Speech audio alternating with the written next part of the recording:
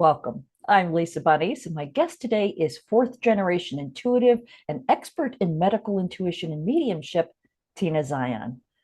Tina Zion is an award winning author with a list of books on medical intuition and Reiki, and her latest book is the long awaited Healing Ghosts, Haunted Places, and Non Human Beings training manual to be a supernatural, multidimensional medium and healer. We're going to talk about all that and more. So good to see you, Tina. It's been far too long. Welcome. A long time this time, so I'm just tickled to meet with you and to speak about whatever direction you want to go. I'm good with it. Exactly. Yes, there are so many directions we can go, and probably will. And I want to talk Maybe. Hope about so. your. I want to talk about your intriguing new book. You know that I've been waiting for years for you to write this. But first, I'd love to dive into your story because, well, one of the things I love about you and your work is that you're so matter of fact. There's nothing spooky or woo woo about what has been seen as spooky and woo woo subjects, right? So, like many others, mediumship just came naturally to you, and your work in the field is so common sense. So, if you would, let's validate the experiences of others that they may be having and tell us how you came into this work. Hmm. Wow. Well, I grew up in a family that expected everyone to be aware of the deceased, expected everyone to be aware of the non-physical realm. So I always tell people I don't have any gifts. I don't have this isn't a gift. It's a very, very natural awareness. And what my family gave to me, and believe me, we were not a healthy family, emotionally and things like that. There was all kinds of stuff going on, but we were all expected to perceive and interact and talk to any deceased people that came to us. And so I grew up with it being natural. And, that's not a gift. That's just growing up into a lovely awareness. And it was matter of fact. And maybe that's why I'm kind of matter of fact about it now, because one of my main goals is I want to take the fear out of this for people and to help them notice how to be more in charge of what's going on around them and things like that. Yeah, yeah. I really love that you talk and write about not being afraid of non-physical beings. And I find this refreshing because as I mentioned, we've all been taught by horror movies and scary books that the non-physical is terrifying. And you grew up with a different view of this. When you're working Mhm. with people, are you finding that this is a common block? Oh, I'm finding, in fact, I'm so touched by it when people come to my courses and things like that for this. They're terrified. They're afraid to sign up for the course because of what will happen. And so I really emphasize to people, there's no reason to be afraid. They will do what you tell them to do, them being deceased people, they'll just do what you tell them to do for some reason. And to take the fear out of that and to be more in charge of what's going on around you. So be more aware. And I really think I only teach people how to notice the very, very subtle. Because so much of the non-physical realm is very quite subtle. And so I want them to notice it, be more in charge of it, and to take absolutely all fear away. And I've been dealing with deceased people since I can remember. I can remember back around 5 years old. And, I'm up there in age and I'm still here, and there's really nothing to be afraid of. But you do have to be in charge.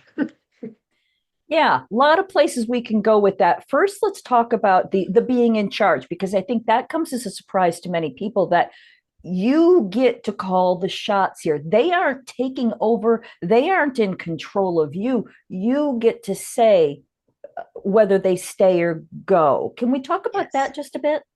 Yes. I'd love to talk about that. And not very many people ask me to talk about that too. So I love it already that you have gone that direction. That to be in control, you just have to say what you truly want and need to say to them, either in your mind or out loud. It's basically the same with the non-physical realm. And you have to mean it though when you say it. You have to feel how powerful you are, and you have to really mean the words, not say them in terror, but say them and because you're the boss, and they will do it. It's easy as someone's hanging around in your kitchen and they don't feel positive, and you can just say, "Now you back off now, and I will talk to you at noon during my break." And they'll do it. And sometimes I'll wake up, I'll tell you this too. Sometimes I wake up at night and I'll hear a bunch of whispering out in the kitchen. And instead of being terrified, you can hear whispers from different people. Instead of being terrified, I'll just think it out to them, and rooms away, and I'll just say, everybody's got to be quiet. You're waking me up. I have to have sleep. I'll talk to you in the morning. And they get quiet. It's as simple as that. It really is. It's funny, as you're talking, it's dawning on me that this is basic metaphysics and manifestation, that we're the creator of our experience, so therefore we are also the creator of what we're allowing in and out. So this is really just sort of an extension of our basic abilities as spiritual beings in human suits. Is that accurate? And what would you say, human suits? Yeah. I love that. Okay, in human suits. Yes, absolutely. And do you see how, if you really recognize, and all the listeners truly recognize, oh, wait a minute, maybe I am in charge of the non-physical realms around me and beings around me. Maybe there really isn't any reason to be afraid. They will actually do what you tell them to do. You have to be very, very, very careful with your words. If you say, now you get out of my house. Well, they'll get out of your house because you told them to, but you didn't tell them that they can't come back into your house. So see, you have to be really, really careful with your words, and because every word is an electrical signal to them and to the world, really, everybody. Right, right. So let's rewind just a bit with that in mind. I know that I know many people who have said that they will see a dead person. They'll wake up and there'll be somebody standing at the side of their bed, Yes. and this scares the bejesus out of them. And so they go, ah, go away. And then it will never happen again because they're so terrified of seeing. So maybe they'll now sense, they'll hear, they'll Mm. feel a presence, etc. If somebody has been spooked by spooks and they would Yes. like to see them again, is there a way to bring back that ability? Oh, yes, and some people, that's the most interesting question anyone's ever asked me. Some people have said, oh, I saw something, when I was 12 years old, and it terrified me and I blocked it off. Well, and I've never seen anything again. That's what many times people say. The age might be different, but many people say that. And that, in fact, if you take it to the next step, for you to block it off means you're in charge. So you can unblock it because you're in charge. So you can unblock it, but now you're the boss, and you can direct who can come in, who can't come in, what you want to do with the deceased, that kind of thing. Yeah. Okay. Yeah, thank you for that. That makes perfect sense. So then, if you don't mind, let's stay in the scary realm for a few minutes, just because it's so No, please. well, it's so common. I mean, there's TV shows, there's ghost hunting TV shows, and there's one I'm thinking I can't remember the name, but where they go into houses where people are having, terrifying disturbances, and they'll say, "Oh, well, there's ghosts who want to kill you and your children," and they really do go out of their way to make it frightening. And I'm aware that some Yes. of this is just for entertainment purposes, but for those who've been watching these shows and feel like they cannot handle this because they're too afraid. Um, let's talk about bringing in somebody to, heal your house, to clear away this kind of thing. Is this something that you're familiar with? Oh, yes, very much so. But to back up, these shows, I have watched some of them just to see what's going on, and they're throwing out the word demon and things like that as well to make it even more scary. And I'm sitting there watching the TV, and I see a little old lady who's throwing things around because she's mad that there's strange people in her house, and that they've bought her house and they're carrying out walls, for an open floor plan, and she's mad. And they're calling her, oh, it's a demon and all that stuff. So, they're really helping. I guess maybe it gets higher ratings too if you terrify people. And so, yeah, that is kind of training people too to be afraid. I don't know if I answered your question though, but it's like training people to be afraid and not, they're not uh, horrible demons. So let's talk then about how, because part of your new book is about working with confused, even hateful, needy. There's all kinds of. They have personalities just like we do. So Yes, yes. how? So let's talk about that. Working with, if you are in your house and you want to clear this away, or you want to make friends, how does this work? Well, I'm really big on really helping people to realize that most mediums just are become the translator. They'll be with a living person and they will say, well, your deceased person is saying this and is saying that. And what I really want people to realize is these these deceased people and even the non-human beings, they're struggling. They're struggling. And so that's why I'm actually training mediums all over the place to become the healers. And so we're healing the living person who's involved with whatever's going on, and we're bringing a healing to the troubled deceased too. So I want to take mediumship into more than just translating and sharing with the living what the deceased are saying. I want some positive changes for everybody, especially like a house, in your example here, a house that somebody thinks is full of demons, and really it's just a very angry little old deceased woman. Right. Now, you mentioned deceased people and non-human beings. What are the difference? Yes. Well, think about non-human beings do exist too, and I love to help people take the fear away from that. Also, I love this. I love it. But let's start out with positive non-human beings. A lot of people know about fairies. They believe in fairies. They have even witnessed something like that, fairies, or they've seen a leprechaun when they were in Ireland or something like this, that not all non-physical beings are dead people, that some of them really are non-physical beings just as alive as what we are. And so I really want to help people take the fear of that away.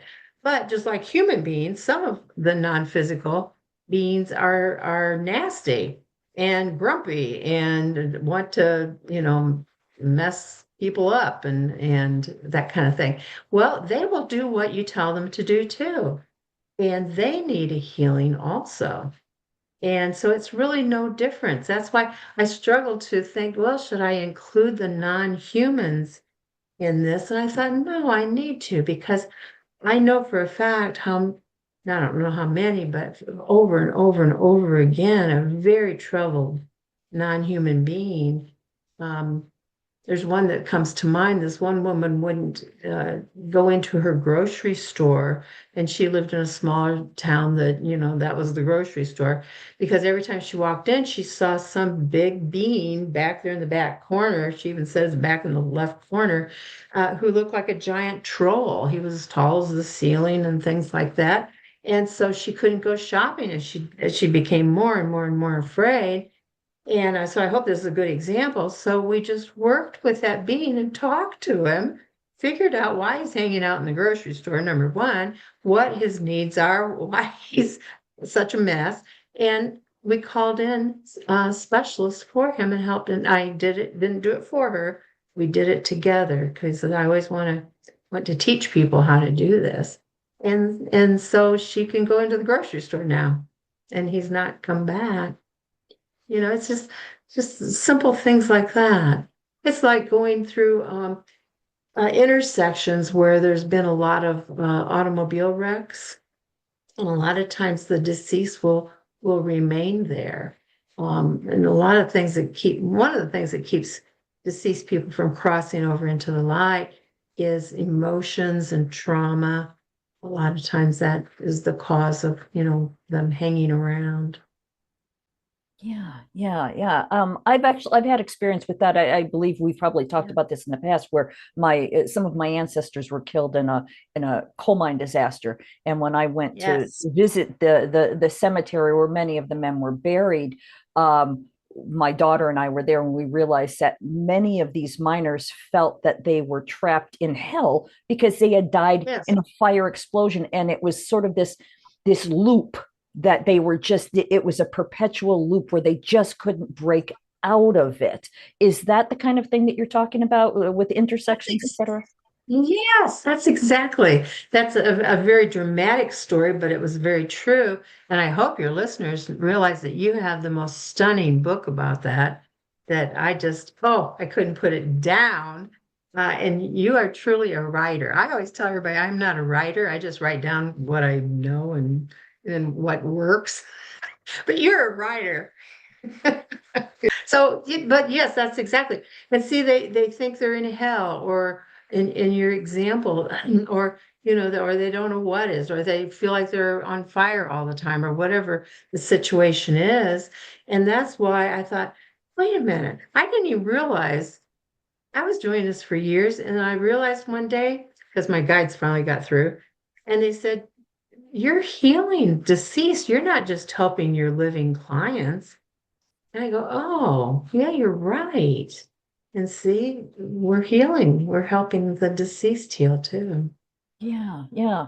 And if you don't mind, I would love to really sort of dig a little deeper into this specific topic because there are many mediums who, are very well respected. I love their work, etc., but they would disagree is probably not the right word, but they sort of discount the idea that anyone who has crossed the veil, as it were, is not immediately moved into the love and light plane. They might say that yes, they need to do some work on the other side, but trapped between the worlds. Do you mind if Oh, we talk about that a bit? yes, no, no, I'd love to. But tell me what's your question about that? Because I could go kind of different Well, I guess directions. that just that it happens, that this isn't just sci-fi fantasy scary movie stuff. This actually is a situation where people, human beings, can become trapped between this world and Yes. crossing the veil. I don't even know what to call the sparkly realm, if that makes. The sparkly room. I kind of like that. That's kind of neat. Well, yeah, it's just like, it's just like when we're here in the living in this physical world, we get confused. We don't understand what's going on. We have all kinds of emotions because this happened and that happened and things like that. It's the same with the deceased, that they just keep, especially in trauma situations, a lot of emotion situations, they just get kind of caught up in, and we do this in the living too. If something bad happens, we just go over it and over it and over it and over it in our head. Well, it's the same with the deceased too. And they tend not, I don't see that anybody is really officially trapped, but I do see them coming and going, and they're definitely not going into that light and love place, or what most people call going, crossing over into the light and things like that. Well, there is I don't know if it's a place, but there is an awareness level that keeps them from moving, or what's the word I want, even processing their trauma. And so, yes, they're kind of sort of here on Earth, but they're not in a place where they can start advancing again. They're caught up in the trauma. Mhm. So then, how, in your view, does their being sort of caught up in this trauma, how does that affect the living who are, ancestors or descendants of that trauma? Yes. Well, that's interesting because through our ancestors, many people feel that our ancestors are our guides and things like that. And I have not found that to be true. What I've found is our ancestors tend to be our physical lineage, for our DNA, our body structure, that kind of thing. But they're not, but I always bring up my grandmother, Marie, and she's with, and I'm kind of pointing at her, she's with me all the time, but comes and goes. And she is um, not a guide though. She just we love each other and we hang out together and things like that. But I would never ask her to be a guide for any of my clients because the true guides is a whole nother layer of awareness and layer of abilities and things like that. So, so people, mostly a lot of trauma, and they'll either stay right there in that location or they'll hang around and come back and forth. They'll be lost, things like that. But I haven't ever seen anybody like in a jail, like in an entrapment. I have not noticed that at least. But you brought up other mediums. A lot of mediums um, do not recognize that there's any negativity going on, that there's not any negativity with deceased people, there's not any negativity with non-human beings, but that's just, I have to teach and write about what I have perceived and what works and what doesn't work because I've been noticing this for 40, 50 years now. And I have to acknowledge it because I've been aware of it. Mhm. Right. Now we were talking about guides, and I let's shift gears a little bit because one of the things I learned from you that has really been life-changing for me is that there's a difference between the ancestors, our personal family ghosts, our loved ones who are, in the room with us right now, and the divine and sacred guides. There really is a differentiation. Would you mind explaining that? Thank you for bringing that up. Well, I could use my grandma Marie again, that she is just the dearest, dearest, very short, um, being in my life, living and still in the deceased. But you know, uh, she is not a guide. And like most people call their ancestors, they think are guides. Well, our ancestors are really just deceased people. When like if I tell everybody, if I fall over dead tonight, I'm not going to be a guide, and I'm pretty good at this stuff apparently. But I'm not going to be a guide. I'm going to be a dead person. And so, what I have noticed that well, here's how it happened. The two words divine and sacred just were bombarding me 24 hours a day. I'd wake up in the night and I'd hear divine and sacred, sacred and divine, divine and sacred. And I finally go, what, and sorted that out. And that they were telling me it was time for me to work with a higher level of guides. And what I tell you your listeners here is that the non-physical world is much more complicated than the physical world. It is much more complicated. And so there are guides at different levels, and some are actually in training. Sometimes I'll see my divine sacreds and I'll see a real quiet, kind of angel type being behind them, and I'll ask, who is that? And they'll say, Well, it's somebody in training. So I thought that's pretty cool. And so when I started working only with the Divine Sacred Guides, I'm telling you, my world went and and things opened up and people became more well and I was aware of more beings to help and all kinds of things. Yeah, so it made a massive difference massive difference in my life. And so, and it sounds like it was positive for you too. Yeah, exactly. That's why I wanted to make sure to bring this up because you do actually cover this in the new book as well about developing your team of specialty Yes, guides. yes. So Yeah. how do we begin that? I mean, obviously people buy the book and read it, but just a little taste of how do we begin that process?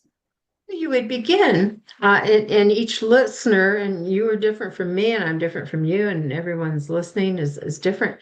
That what is the main thing I would ask everyone uh, to identify the main thing that you are struggling with? Well, that could be, different for everybody. Well, then invite in and be in charge a divine and sacred guide who specializes in working with me, name yourself, for this situation, this problem, this trouble. So see, I'm being very careful with my words, so I'm glad this is recorded. Um, and that will, and then I always give them a little interview because a lot of times the more shiftier, um, not positive beings will try to pretend like they're divine sacred. So, so you make sure you be the boss, make sure they're divine sacred. And then now here's the cool thing. You have to tell them though every day and multiple times a day exactly what you want them to do.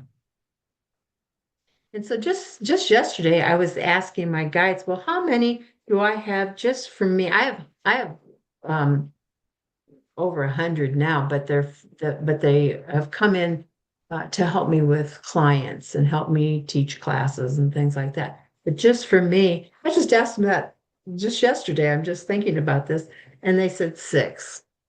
I mean, just clears the bell. Six. There's six that one.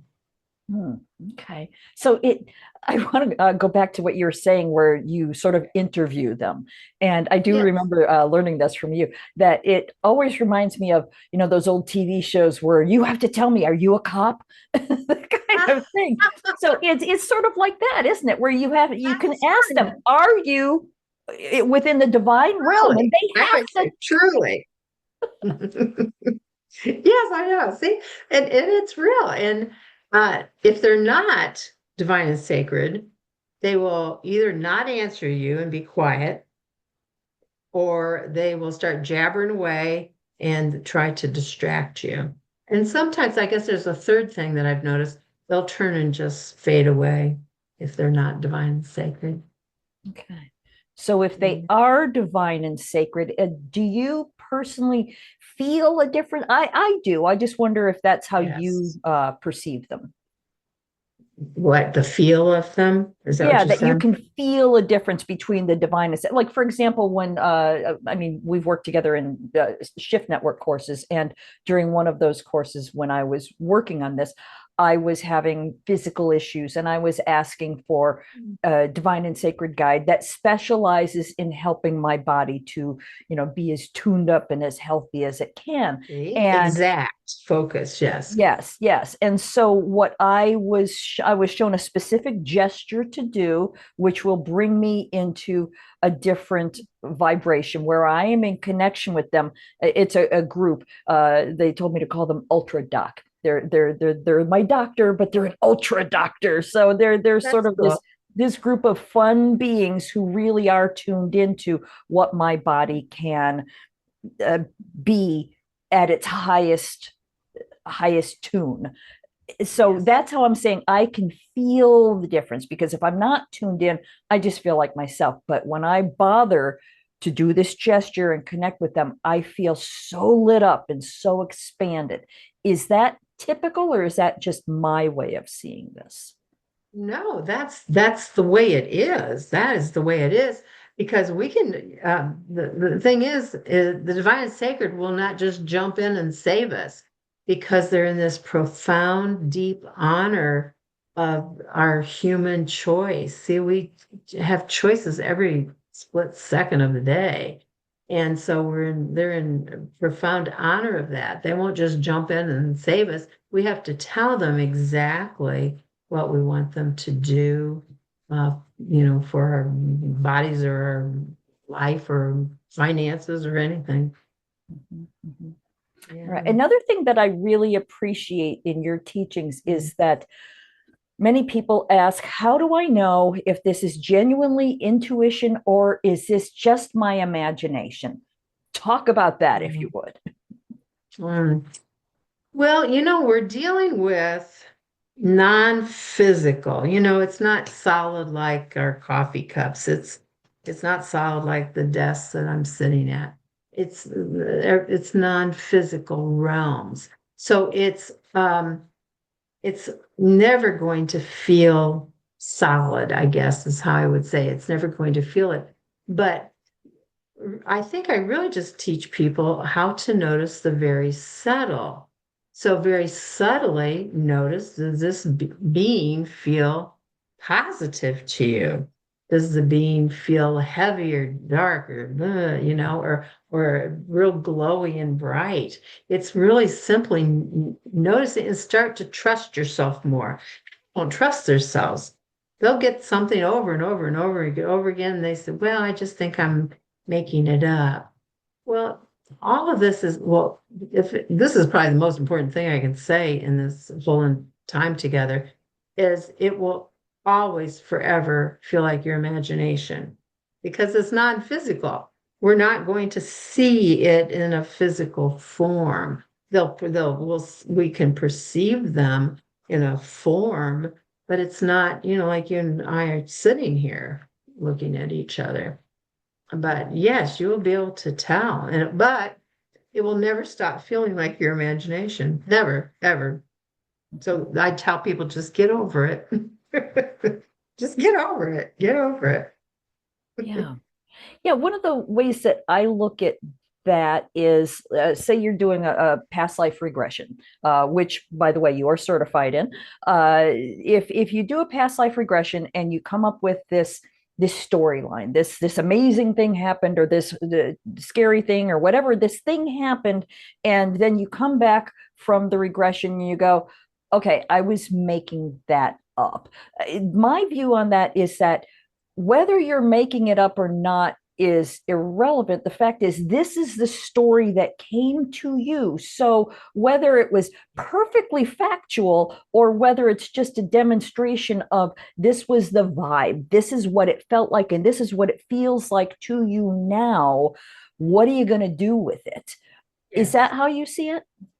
Yes, because even if there might be some details of it that aren't, didn't happen or something like you're saying, you are still perceiving the story. You are still, because everything's energy.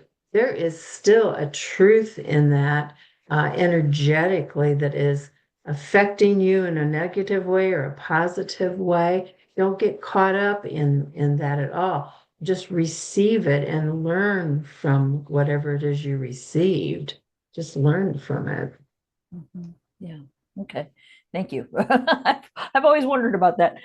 So now I wanted to ask you, this podcast, the Now podcast, it's all about stepping into our power now because we're at Mhm. this powerful transition point. Humanity finds itself at sort of this turning point where we got to make a choice, and we can really make a difference in humanity's future if we make the right choices. And by right, I mean, expanded, loving, being connected with your highest self, etc. How do you see this playing out in your own life? Boy, that's a big question. The trend, I agree with you. We're in a tremendous transition time, transformation time, and I keep getting from my guides that only the people who are supposed to learn that way will be negatively affected. But the masses of people will not be negatively affected, and that there's going to be a positive outcome. And, that'll be more positive for everybody because, there's this side and that side, and this one's against this one, and things like that.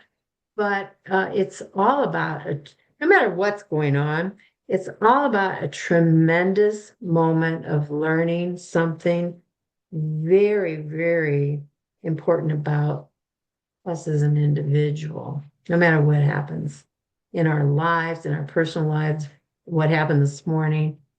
It's all about learning something. Like I was in a place this morning with a lot of people and things like that, and all kinds of things was going on. And I just stood there and thought, okay, now what am I learning about myself in that situation? And that's really what life's all about is what are we going to do with it? What are we going to receive and what are we going to learn about it? Special learning.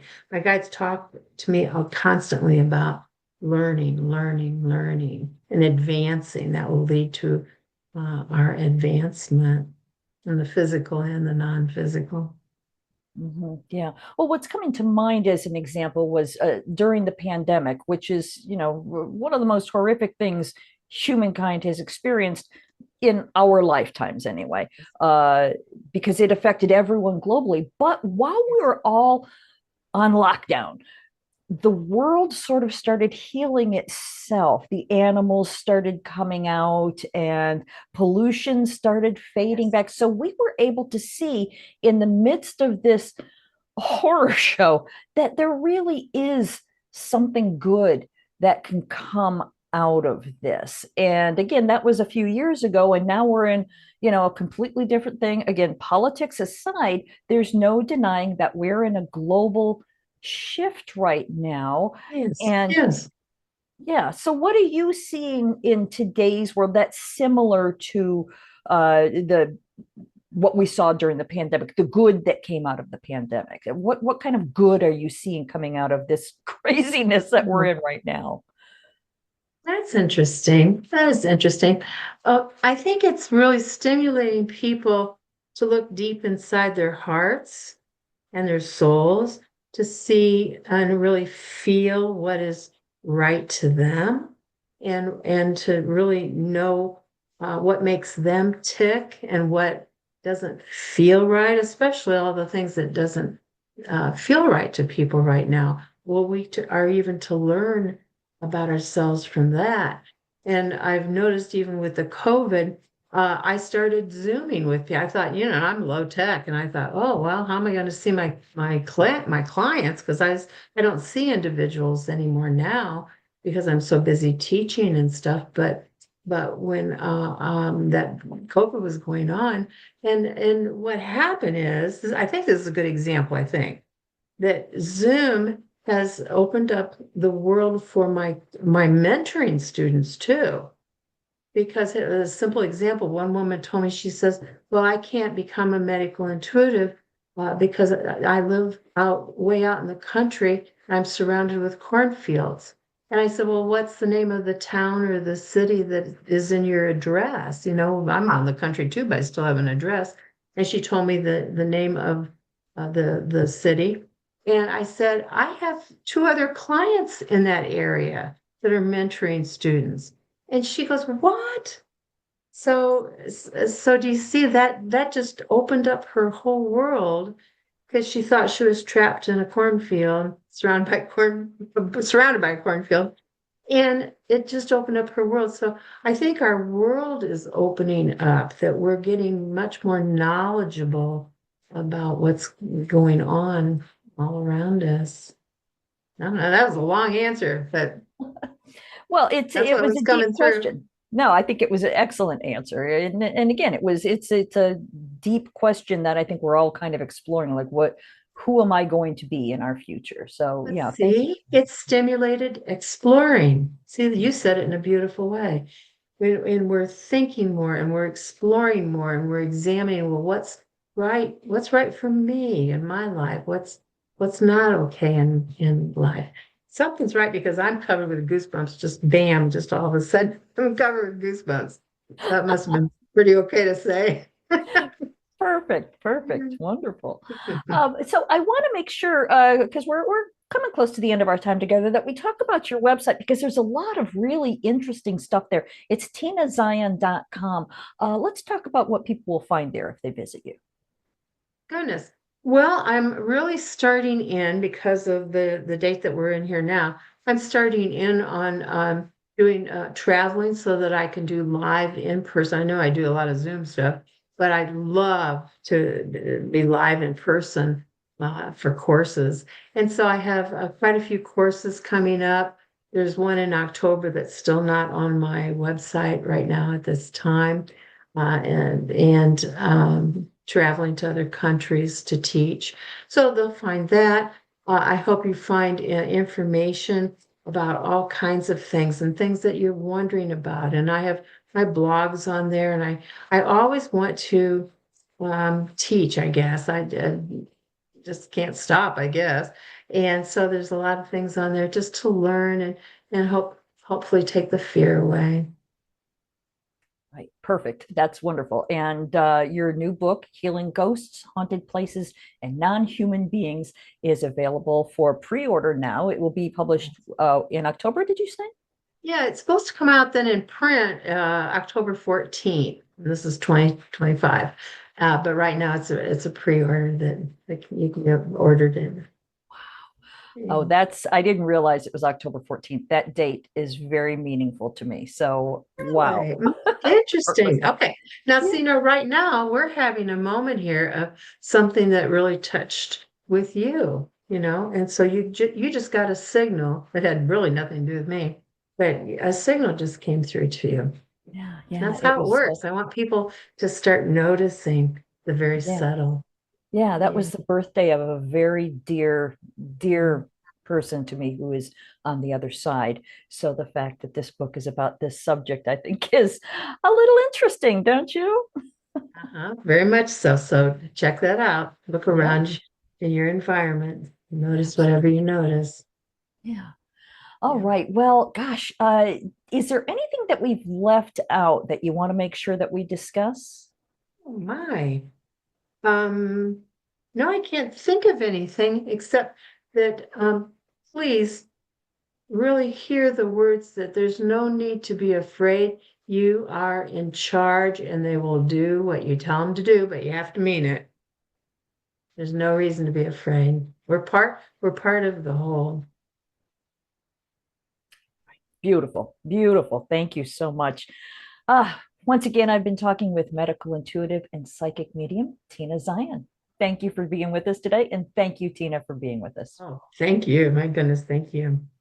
Thanks for listening. Check out Castle Gate, a novel based on my own ancestral healing journey at lisabonis.com. In 1921, four men set off from Scotland to the United States. Will Garrock, his brother Pete, his son Willie, and his nephew Thomas, all coal miners. They left behind the miners' rows and the nationwide mining strike with its soup kitchens. Their destination was Castlegate, Utah, where they had kin to welcome them before sending for their wives and children. They prospered in America, working in one of the finest mines in Utah. Until that tragic day, March 8th, 1924. Disaster struck. 3 explosions trapping 171 men inside. Rescue crews worked tirelessly for days, but sadly, they could not save a soul. Women were widowed and children were orphaned, and some never recovered from their broken hearts. Castlegate is the true and tragic saga of a Scottish family whose dreams of finding their fortunes in the bountiful coal mines of Castlegate, Utah during the Prohibition era explode in one of the most devastating mine disasters in American history. Learn more at lisabonis.com.